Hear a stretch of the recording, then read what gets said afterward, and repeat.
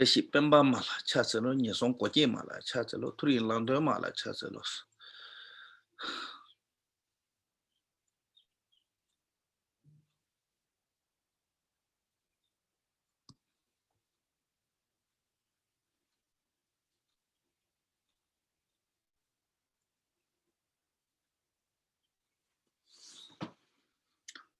Okay, so we almost there. Soon start.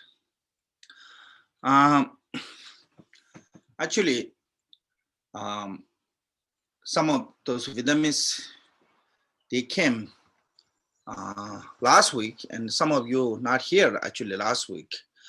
So I thought maybe before actually class start, I review a little bit about the last week class. Last week subject was about the Buddha,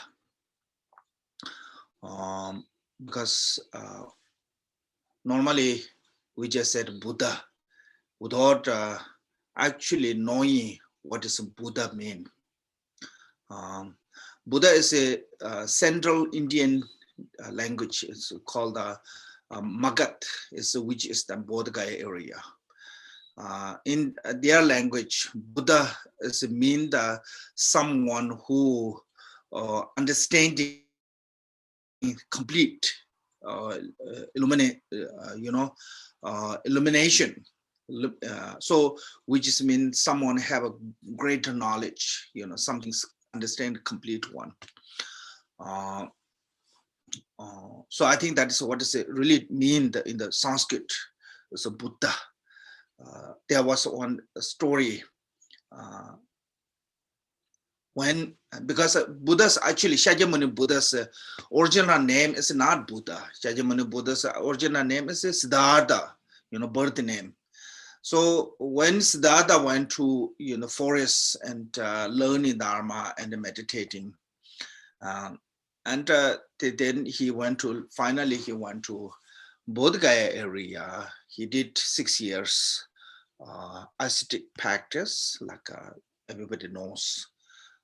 6 years long, Buddha did meditation. Also without not much support of the food, only relying on the just a little bit. And full-time meditation. That way, Buddha pretty much went to the, really a scalic or whatever called the skinny one.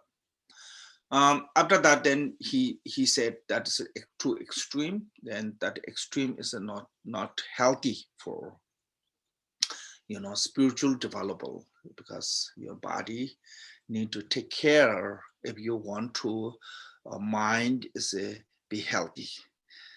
If you neglect your physical health, then mind can become unhealthy too. So that reason, then Buddha started taking raw food. So then he went to under the Buddha tree, this rock, big rock, is called the Vajrasana. In the Tibetan, we call the Dorjiten, Vajra seat. Then that also Buddhism, we believe even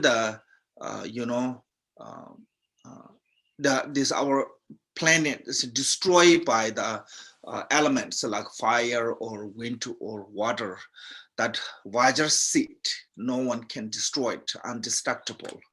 And all other past Buddha also come in on this seat to meditate and became Buddha. So that way Shakyamuni Buddha also sit on that seat under the Buddha tree. So then he became completely awakening from the delusion. So that way, then those people start calling him, somebody is a completely omniscient one, then somebody who know everything, have all the answer, any aspect of a question that is knowledgeable one is called the Buddha. So that way it's become nickname of a Buddha as with a meaning, because when it comes to the Dharma, It's called the Dharma with a meaning and Dharma without, when it comes to the name, name with a meaning and name without the meaning, which is meaning mean that something is related to us. Like if you are a doctor, then when people call you doctor, that is a name with a meaning. If you are not Buddha, but people name you as a Buddha, then it's not really name with a meaning, because that's not suit to us. We are not Buddha, but we can have the Buddha name. So Buddha is actually name with a meaning, because he totally awake from the this delusion. So when Tibetan translators started translating from Sanskrit to Tibet, then they start with the meaning, actually translate on this occasion, translate as a meaning, not literally. So that way we use as a sangye, Tibetan two word, because Sanskrit word, sometimes Sanskrit word have two meanings. Many Sanskrit word actually have two meanings. So in Buddha also have two meanings. So those two meanings are translated into Tibetan, so that way become Buddha. Sang in Tibetan word, sang mean the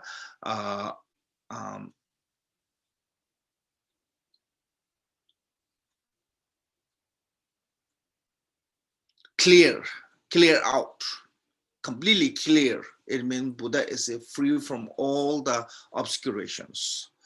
So like something is removed, like a sky, the sun is removed the cloud, so that will become clear. So sun is related to the clear out, and ge is expanded. So when Buddha is completely clear out of the three obscurations, obscuration of the karma, obscuration of the liberation, and obscuration of the omniscience, that then is become a Buddha.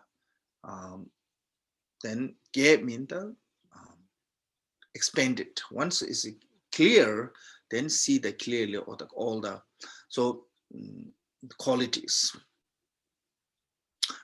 omniscience, wisdoms, those all expanded. So that is how it's become Buddha. And this Buddha, as a meaning of this Buddha, normally we say there's two types of Buddha. One is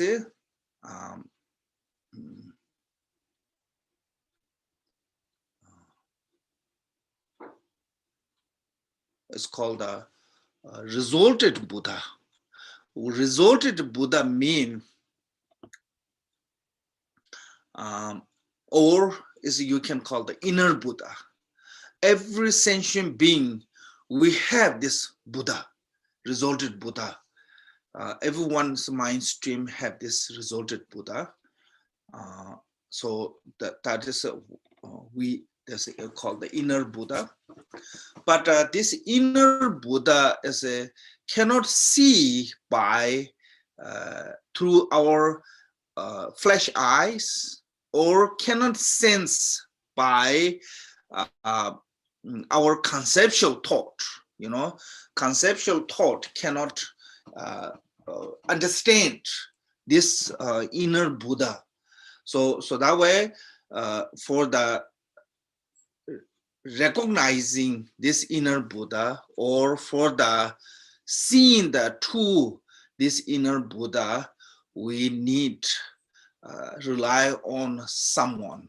So someone who guide us, that is called the outer Buddha, like a Shakyamuni Buddha come on this plane to give the Dharma teachings. So that is an outer Buddha. So that way, this is basically we divide it into two kinds of Buddha, I think can say.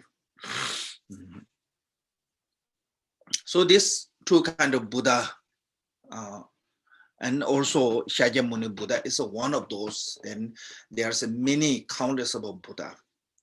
when generally we're dividing Buddha, also we divide it into three called the Nirmanakaya, Sambhogakaya, Dharmakaya. True Buddha is the Dharmakaya actually, really Buddha, you know. Dharmakaya, but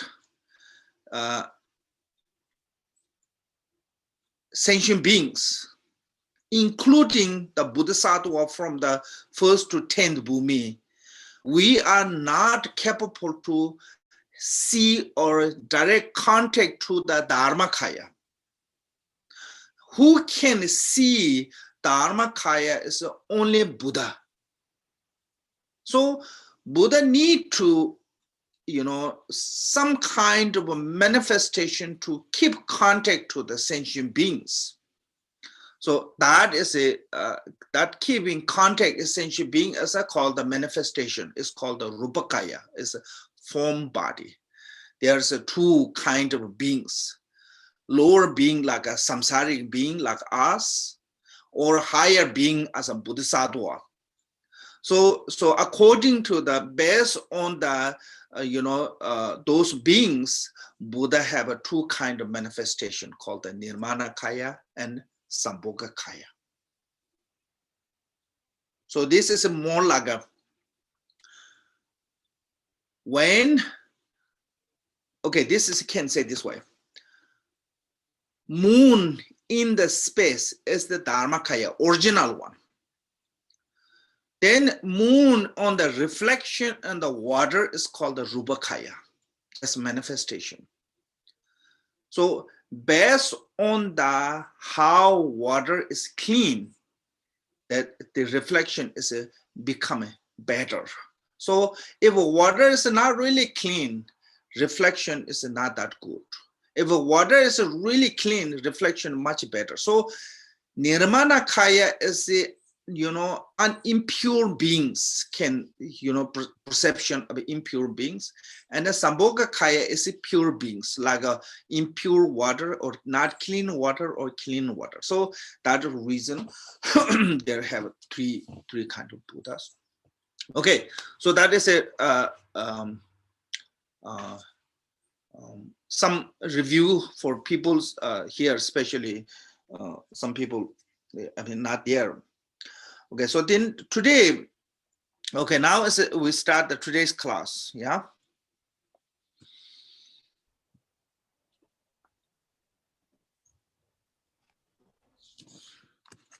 File.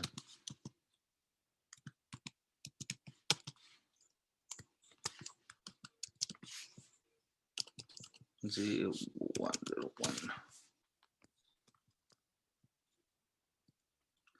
Okay, so welcome back, everyone. So today we go to start subject is a Dharma. So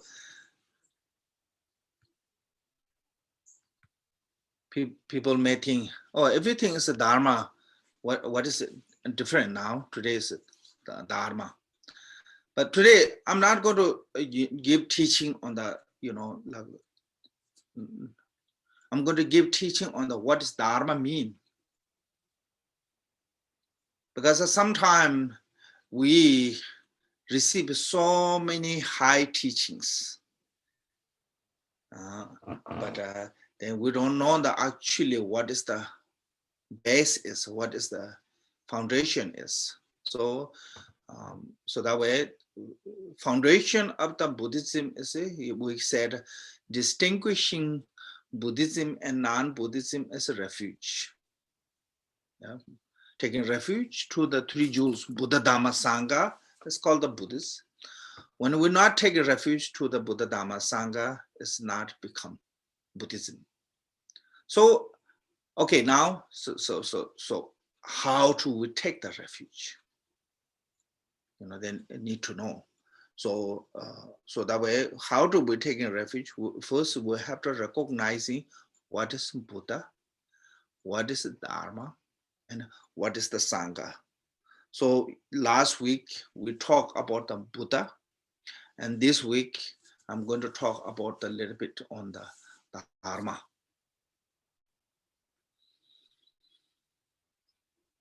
Okay, so this Dharma, actually, you see that also it's called the Dharani mantra. I think those meaning are same. Dhara, the Dharma. Dhara is a Sanskrit word. Dhara is something meaning is a support or holding up. Something holding. So generally, this common language of the Dharma is there's a called the text called Vaishak Vaikhaya Yukti. In the Tibetan called the Namshe Ripa, which is wrote by Vasubandhu. He did what called the classified Dharma as 10 subjects: phenomena, path, nirvana, mental object, merit, life, religious teachings, and material object, physically things made of the 5 elements, and relinquishing which must be follow, and religions. So this is this means the all phenomena, every existence of a phenomena as a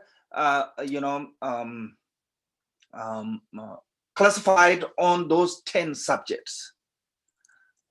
So that is a Vasubandhu make a definition of as a Dharma as a divided into this is come from the common language of Sanskrit. So what is mean the Dharma?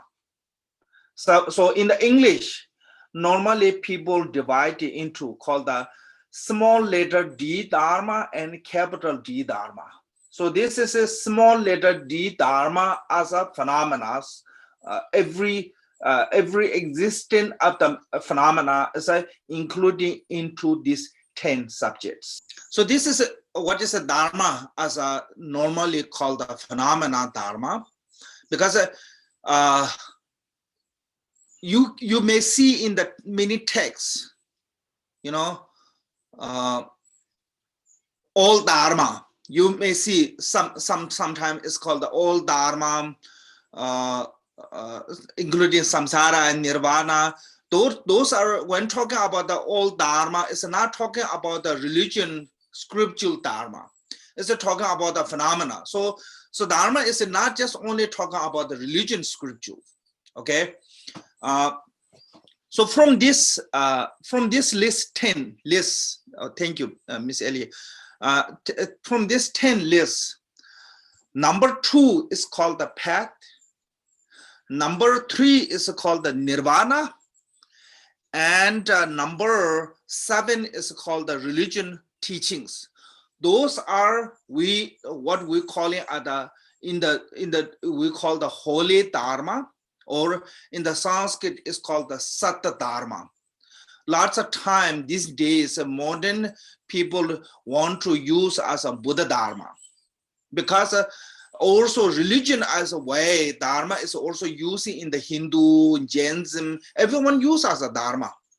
It's not only Buddhism's language, okay? This is just Indian language. So that way, all the religion which come from India, they use the same name. But in the Buddhism, in the Sanskrit, it's called the Sat Dharma.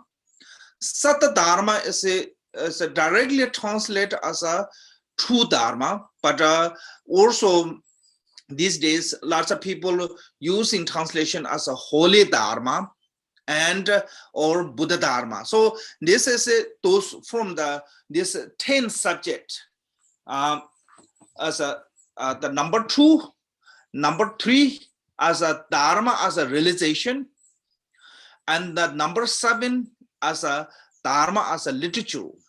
So those two types of Dharma, I will explain later what is the Dharma of realization and what is Dharma of realization mean. So those are within this 10 subjects. Those three are the what we're talking about, the Buddha Dharma.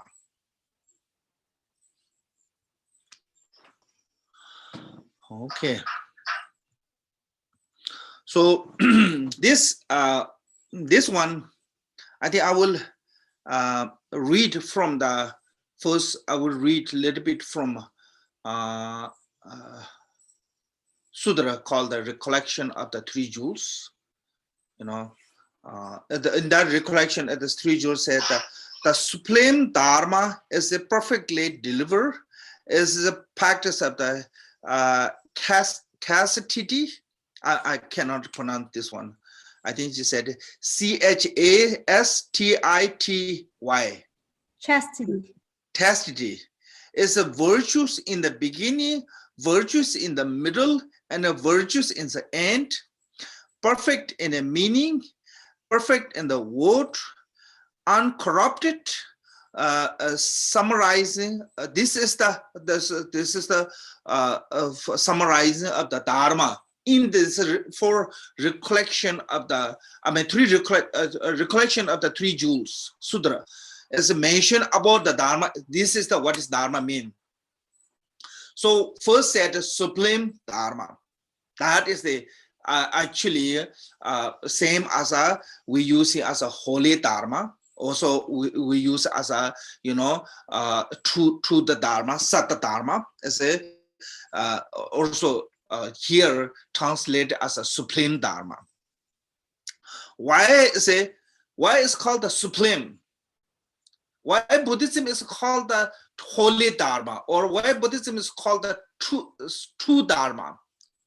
Because this true truth, related truth and absolute truth, is never been false. There's no matter how many times people try to criticize on the Buddha's teachings, no one can prove that those two truths are false.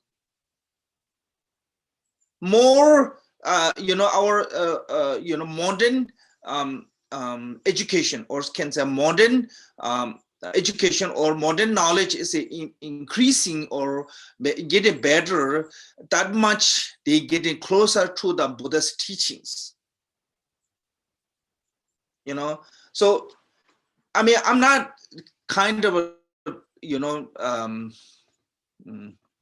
biased, but if you look the other religion, they cannot stand with the science or modern knowledge.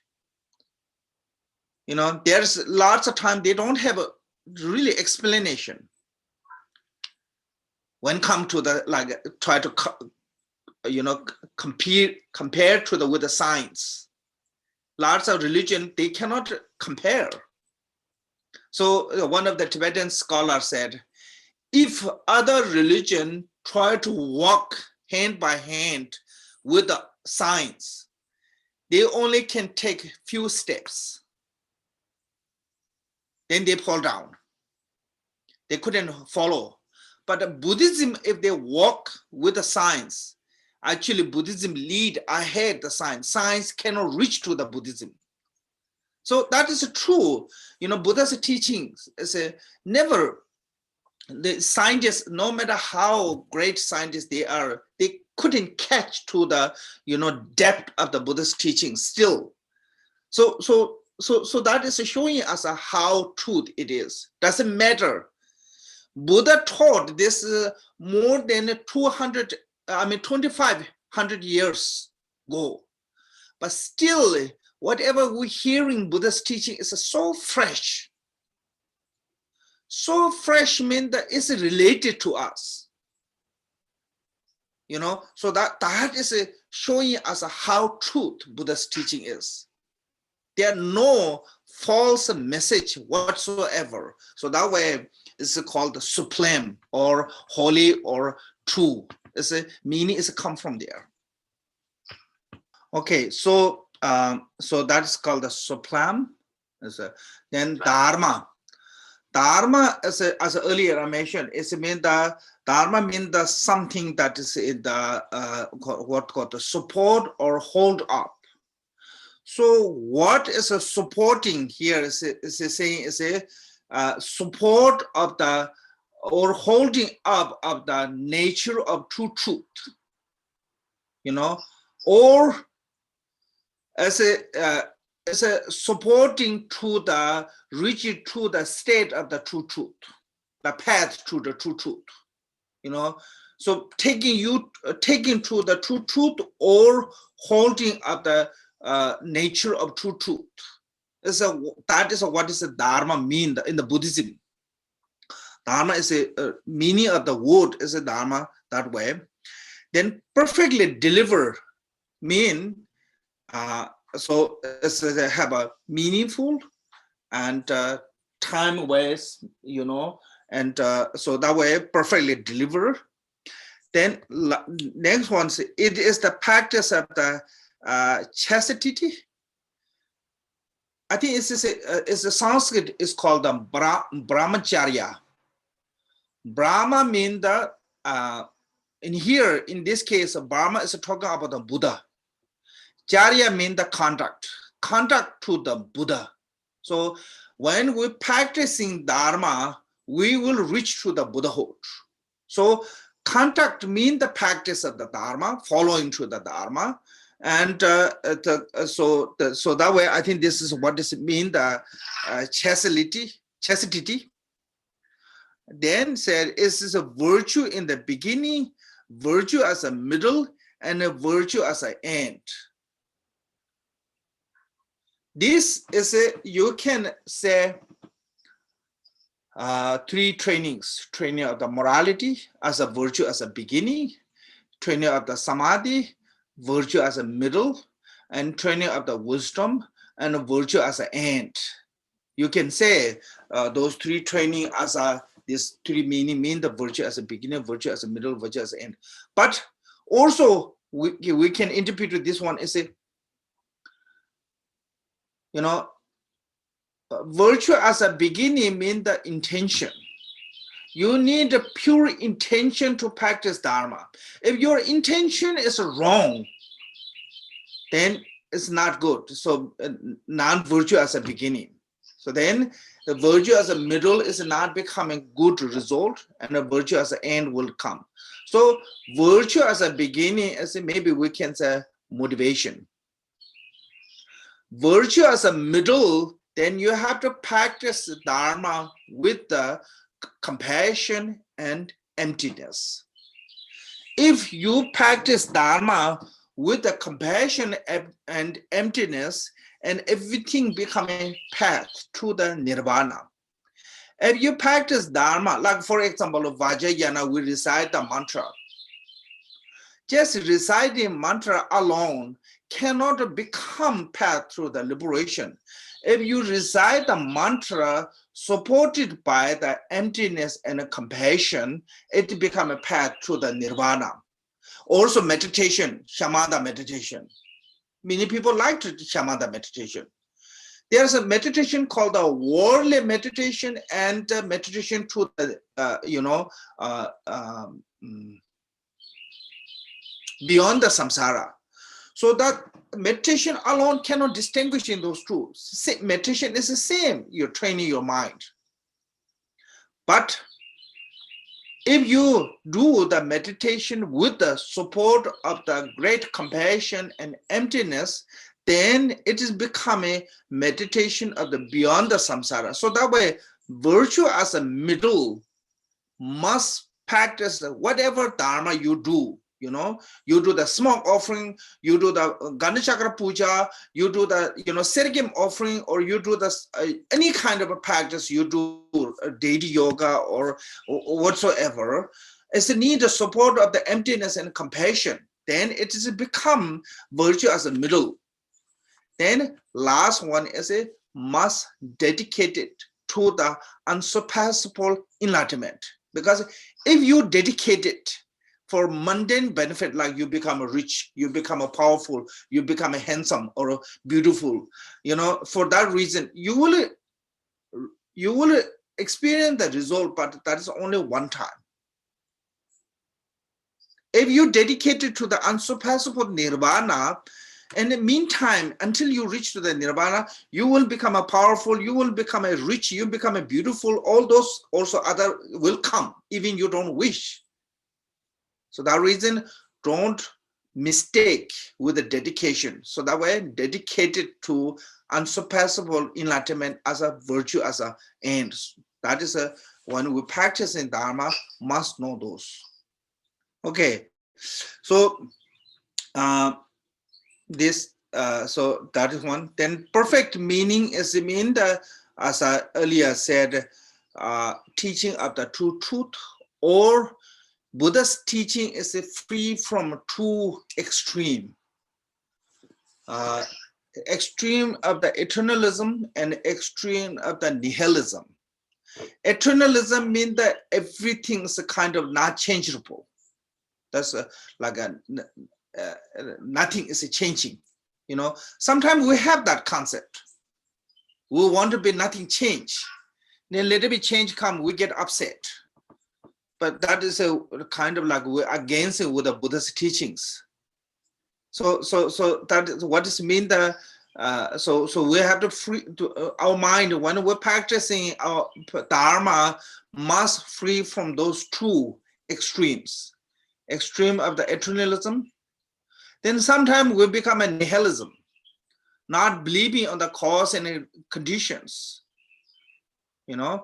So those two are called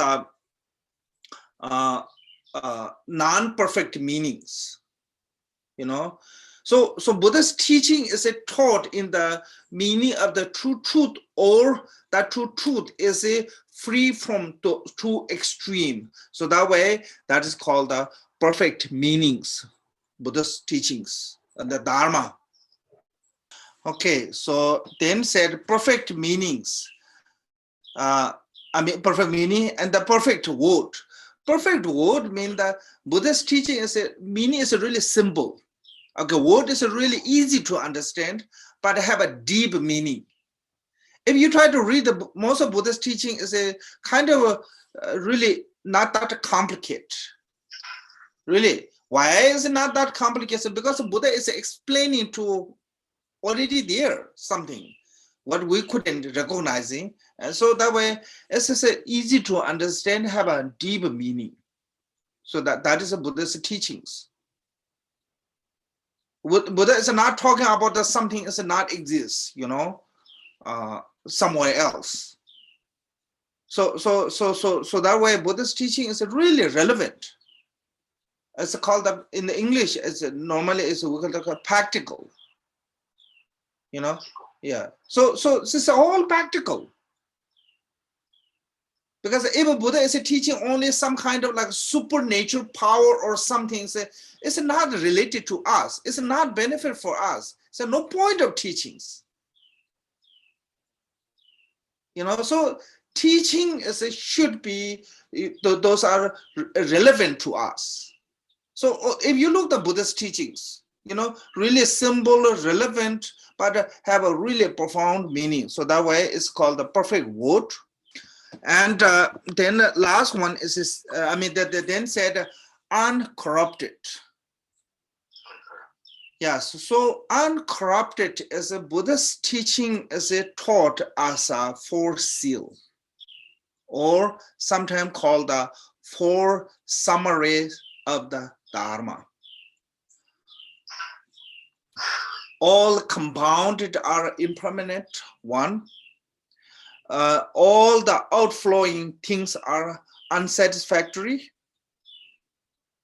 and two. All Dharma are without the self, three. And Nirvana is the peace. So Buddha is summarizing all phenomena. This is we talking about the Dharma as a phenomena. All the summarizing every phenomena as into these four subjects. So this is called the fourth seal of the Dharma, or four summarize of the Dharma. So because of that reason, Buddha's teaching is not corrupted, because every phenomena are within this four. First one is said, all compounded are impermanent, mean the whatever compounded, built by cause and condition, will one day they will destroy too. No matter how solid you build, there will be destructions. You cannot build anything undestructible. Something ever we build, then it's always be destructible. So that is called, the first is called the all compounded are impermanent. Then all outflow things are unsatisfied. So it means that whatever we created through the negative emotions and negative karma, it will never give you happiness and peace.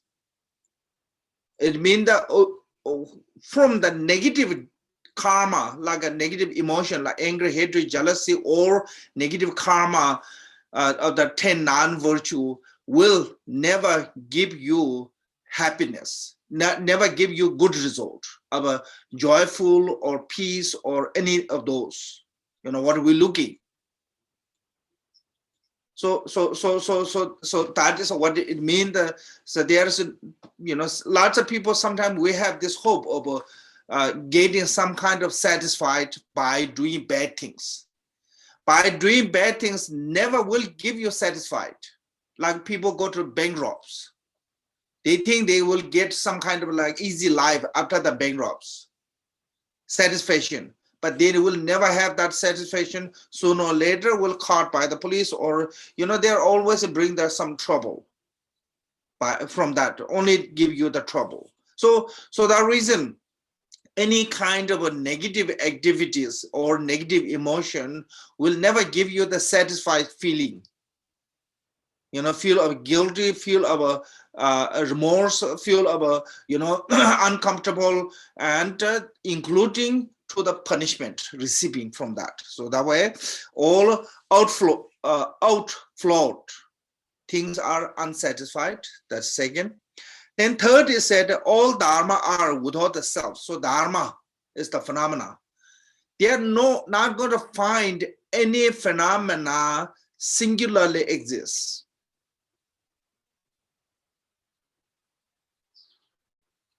If you can find any phenomena singularly exists, you can say that phenomena have self. So this is one example is we said out myself, okay? Then if I said myself, then somebody asked me to, where is yourself? Show me. I cannot show this is myself. Anywhere, all my part of the body is not myself. It's belong to me, but not myself. Like you never said your hand is me's hand. You said my hand. So it belongs to you, but it's not you. So if you look at any phenomena, like this cup, we said cup, but if you look at all there's so many pieces put together. Those all singular pieces, none of them are cup. So if you can find a phenomena singularly exist without the compound, singularly exist, then you say that phenomena have a self. But if you try to look at those phenomena, you're not going to find anything singularly. And all those singular, even those many pieces put together, those pieces are not that phenomena. Like many pieces of the cup, those pieces are not the cup. Your limbs are not yourself. It's belong to you, your body, your mind, you said. It's my body, it's my mind, but where is you? Find out. So that is what it means that all phenomena are without the self.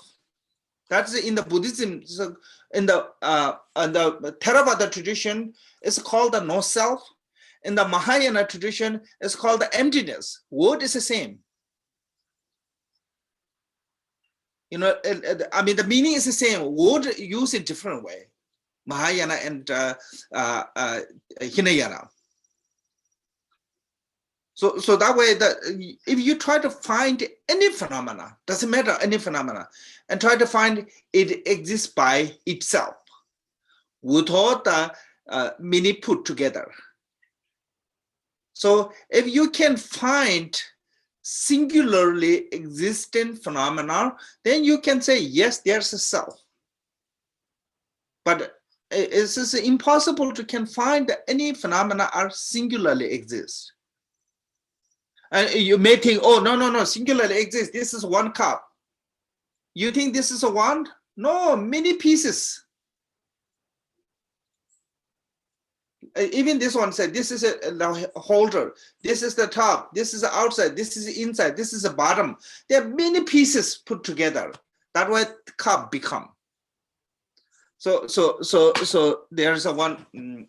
If you look the commentary by the Tignata, I don't know how I say correct his name or not. He have one commentary on the Heart Sutra. It's really good. At the beginning part of the commentary is really good. So he explained how to be interconnected phenomena are. You should read that one actually for try to understand the this subject. I did all of it. Okay, so last one is said from the four if you forgot the four called the four seal or four what called the summarize of the Dharma. So last one is called the Nirvana is the peace. So if you want to find the peace, if you want to find the true happiness, only you have to reach to the Nirvana, because in the samsara, no matter how you try, you will never get to the fully satisfied. You know, there's no fully satisfied. Like last commercially, they said, we give you customer fully satisfied. That does not exist. In the samsara, you will not going to find any phenomena can give you the fully satisfied. You know, there's no truly satisfied, because always be some what called scientific or what called this in it. That's like when you take medicine, sometimes you get some kind of what called that? Side effect. A side effect. So samsaric phenomena always with a side effect. So you're not going to find anything with a satisfied. So you know, only peace is only you can find true peace is in nirvana. Why? Because as long as you are with the negative emotion, negative karma, you cannot be happy. No matter what you do, they cannot make you too happy. You know, so if you want to find the true happiness, you know, totally peace, then you have to reach to the nirvana. So that way last one is said, nirvana is the peace.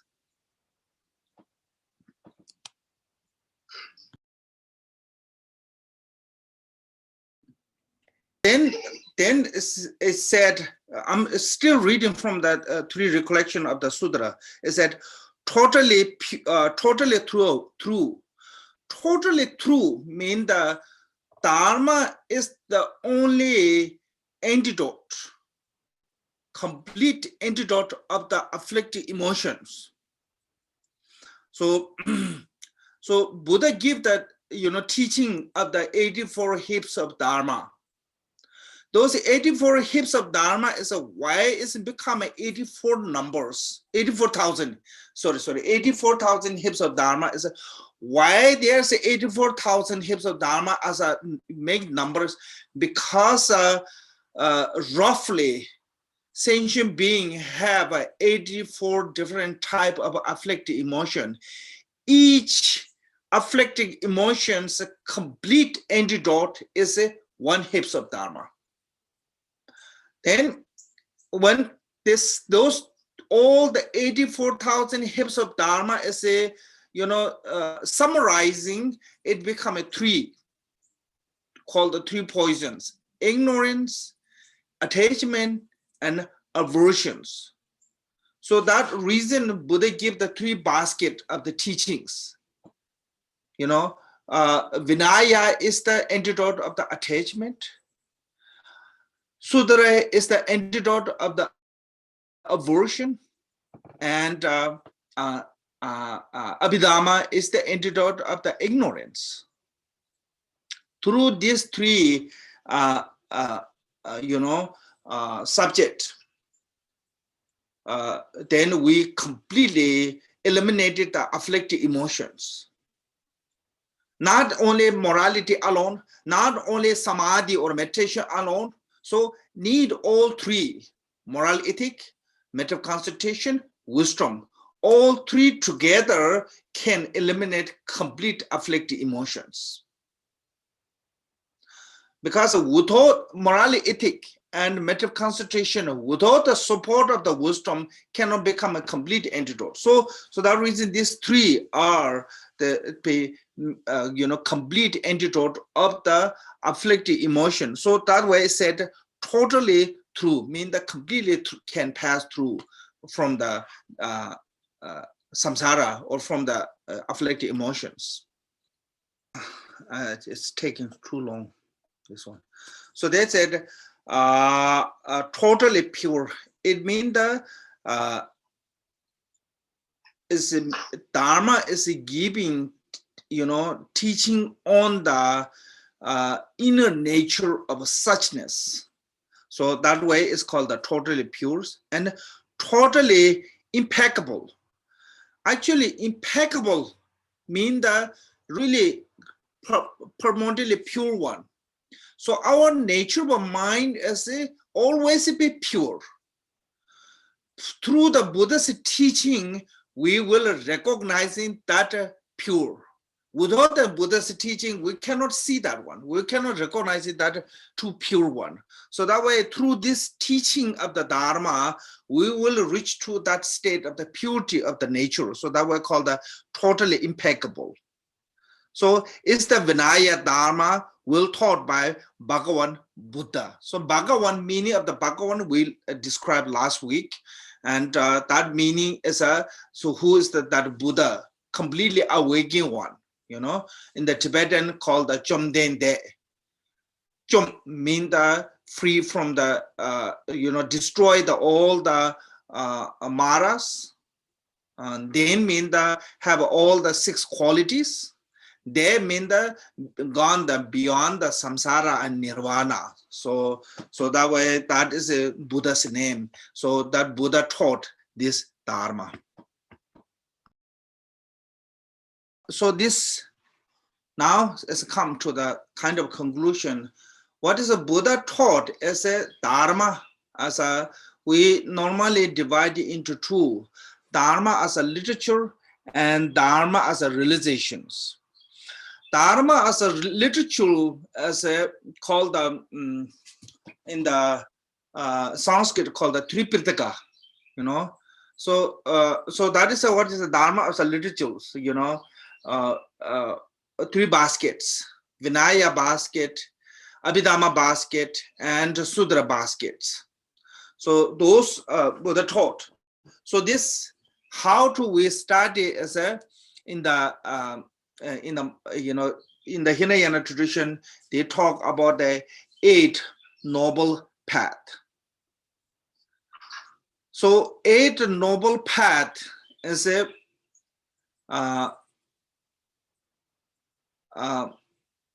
main main path of the Buddhism is called the right view.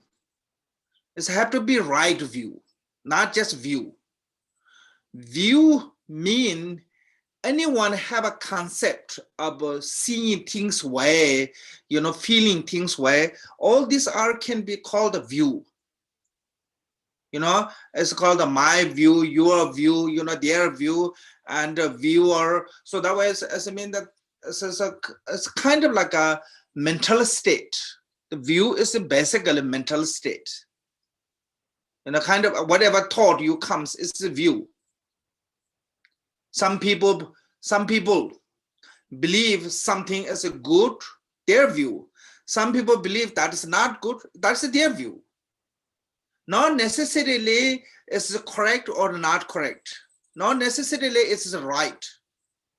We have many different views. Not necessarily all of them are right. All of them are true. But we have those views. So that way, every view is not the Buddhist view. So you have to say right view, not just view. Right view means so someone who understands the meaning of the Four Noble Truth. For example, when you understand the truly meaning of the Four Noble Truth, then you can say you have a right view. Because this or meaning of the true truth, relative truth and absolute truth. And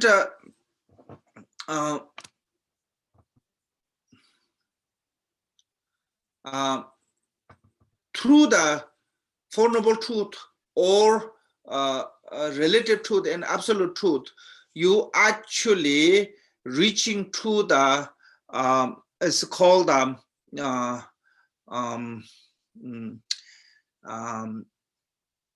nature, the nature of or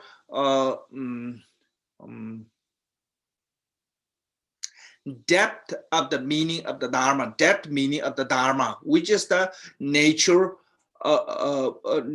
nature of phenomena, which is truly a non-duality. So actually, right view as a Buddhism, you can say really ultimate right view is a non-dual wisdom. Okay, so that is a right view. So how to reach to that right view is a rest of the practice of the Eight Noble Path, like right thought, right speech, right livelihood, right action, and so and so. It's called right.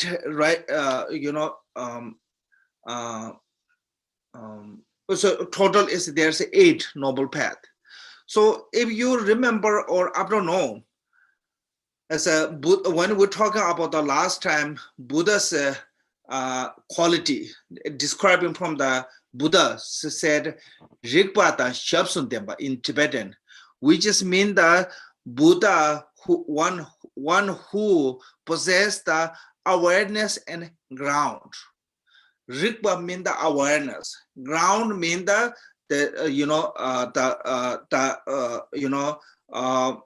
support. So what is the awareness of the Buddha's awareness is the right view.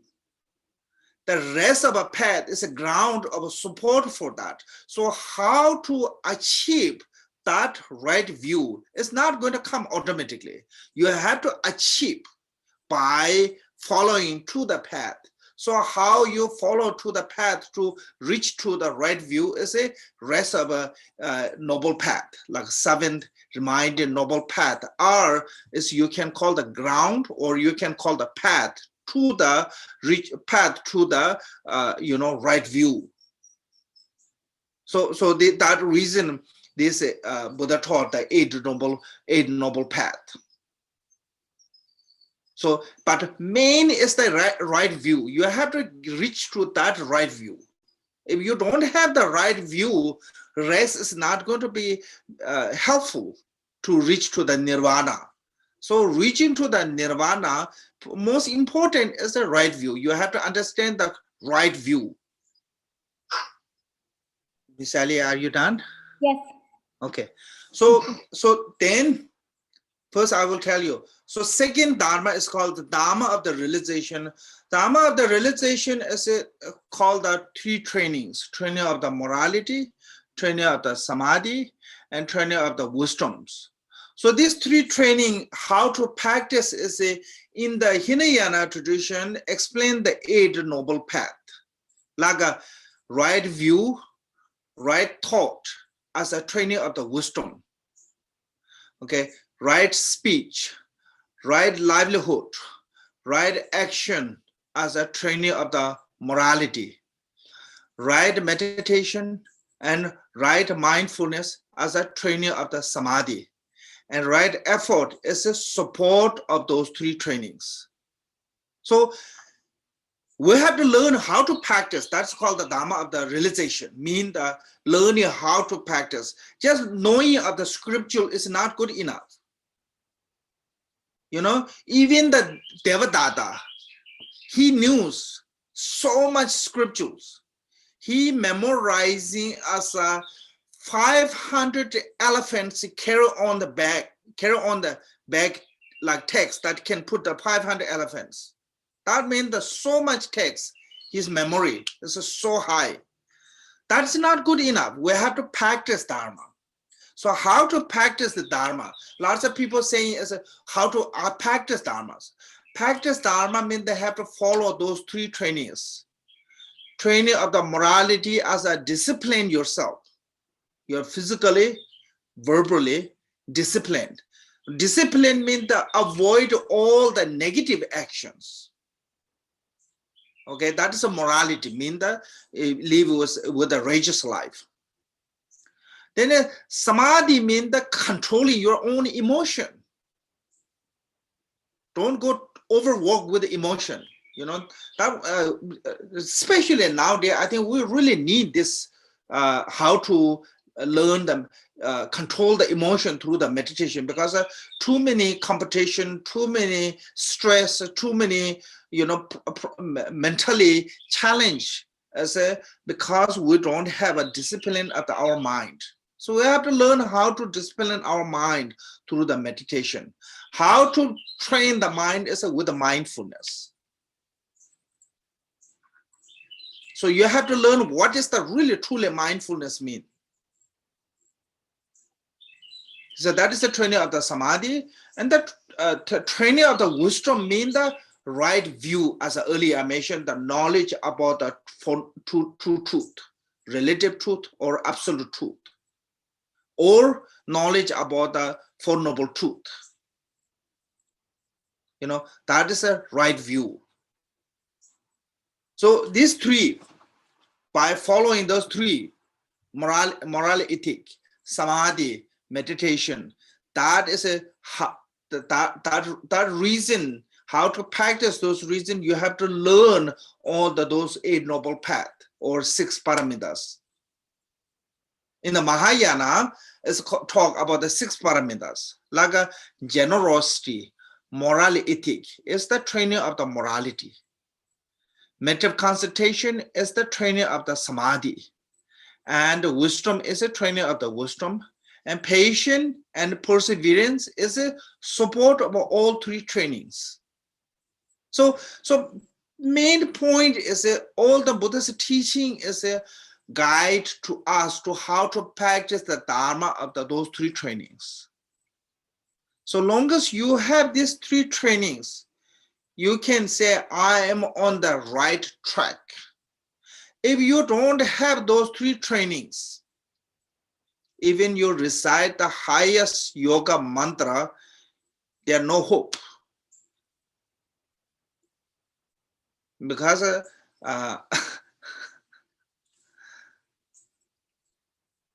there are lots of story, lots of practitioners become a ghost. Reason is they don't follow the 3 training, or as earlier I mentioned, compassion and emptiness. Just recite the mantra, then easy to become a ghost. So this is how we have to use as a Dharma, as a realization, as a follow through the 3 training. So that way, if you look at actually Buddhism, it's really simple. yes, a little bit difficult to follow that. Understand is really simple. They're not really complicated. I mean, doing is a little bit hard for the beginning, but once you train yourself, it's becoming simple too. So it's not there really complicate something when you come to the Buddhism. But sometimes I feel like people really like to have that kind of conflict. I think people like to have in drama in their head. It makes them really kind of like a life. Everything is smooth and everything is simple. They feel like, oh, this is just normal. And we love to have some kind of a drama to entertain ourselves. So sometimes people try to make the Dharma as so dramatic. It's just a spiritual drama. And they think that it's a really highly practiced. It's not really that way. So just follow those simple steps. You will definitely reach to the nirvana. No one can stop you. So in the Buddhism, basically said, you're your own enemy and you're your own saviors. When your mind is corrupted with the negative emotion and you're not following to the Dharma and you're making yourself drama, and then you destroy yourself. Okay. But if you follow to the correct way to the Dharma, and you follow to all those without the mistaking, then you can save yourself, because no one will give you the nirvana, no guru, no deity, no one, no one can give you the nirvana, or no one can take you to the hell. No enemy, no evil spirit, no one can take you to hell. You are taking yourself to the hell, or you're taking yourself to the nirvana. It's all totally up to you, up to individual. You mean the individual, ourselves. No one make us a nirvana, no one make us a evil or low realms, only ourselves. So that reason I have to follow to those paths, what Buddha taught. So that is what is mean the Dharma of the realizations.